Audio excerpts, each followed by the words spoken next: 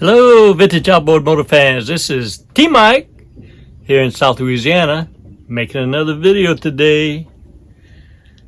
Today's video is going to be on a maintenance program for your vintage outboard motor.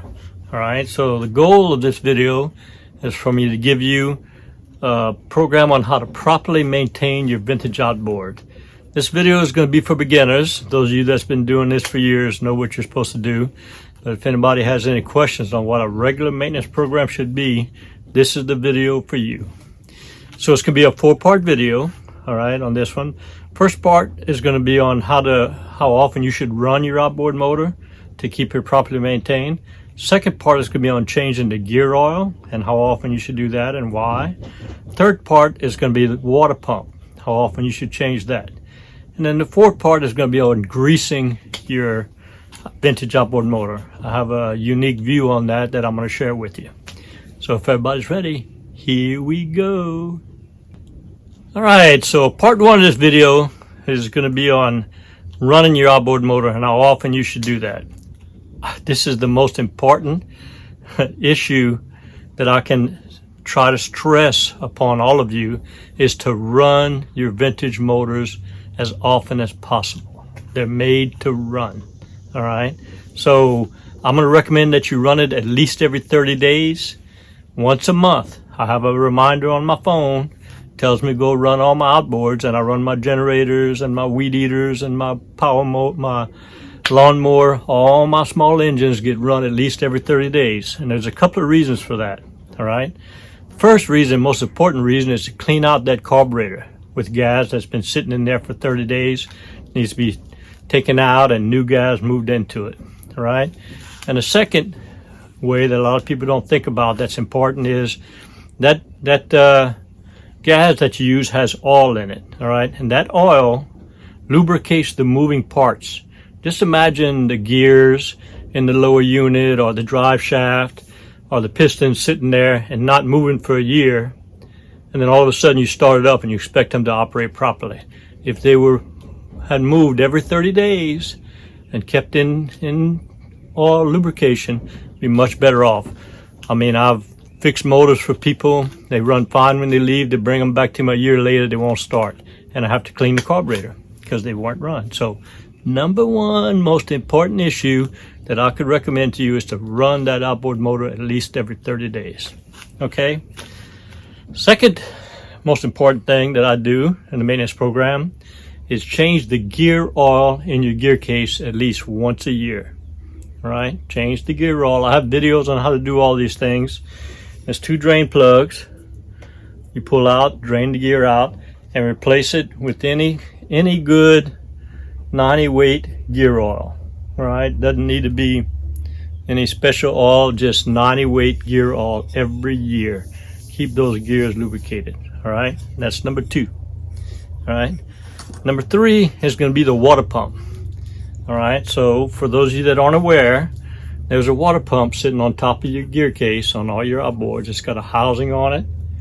Here's the housing, okay, and it has a rubber impeller sitting inside of here that spins. The drive shaft causes it to spin. It's got fins on it that pump the water up through the water tube, keep your engine cool. That rubber gives out. All right, so I recommend every 2 years,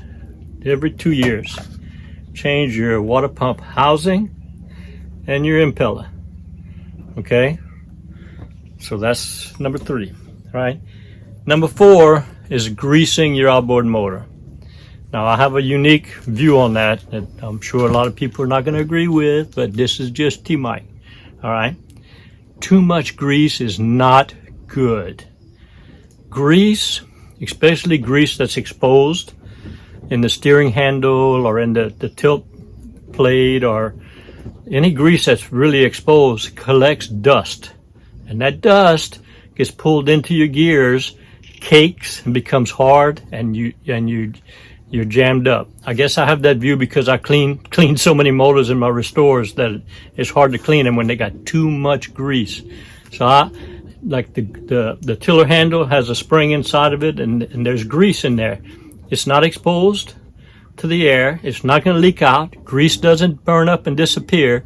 If it's got grease on it, it's good. Don't take it apart and add more grease. All right. 2 areas that I do recommend that you grease. All right. When you take your gear case apart to change the impeller, take a dab of regular grease and put it around the splines of your drive shaft. Okay. When you put that thing back into your power head, if it doesn't have grease on it, they tend to get stuck and you can't pull it out the next time you need to do it. So grease the splines of your drive shaft and take the prop off, clean all the string that's got in there from riding it, from people that throw their fishing string in the lake that they shouldn't do, and apply some grease to the prop shaft, because props get stuck on them and they're hard to pull off if you can pull them off at all. So two areas that I do recommend grease is on the prop shaft, on the drive shaft spline. All right, so those are my 4 parts of my regular maintenance video. If you do those things, you ought to keep your vintage motor maintained. So let's review. Let's do a summary. All right. So the first thing we talked about is run that motor every 30 days. Run that motor every 30 days. Very important. Second thing, change the gear oil in your gear case every year. All right. Third thing, change the water pump and the impeller every 2 years.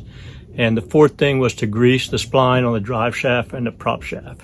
Right? You take care of all 4 of those things and voila, your motor will last you forever. Hope y'all enjoyed the video. See you next time. Hope you enjoyed the video. Here at T. Mike's Vintage Outboards, we're doing it 1 motor at a time. Please click on subscribe. I guarantee to provide weekly videos. Thank you very much. Au revoir, mes amis, and laissez les bon temps rouler. Aïe!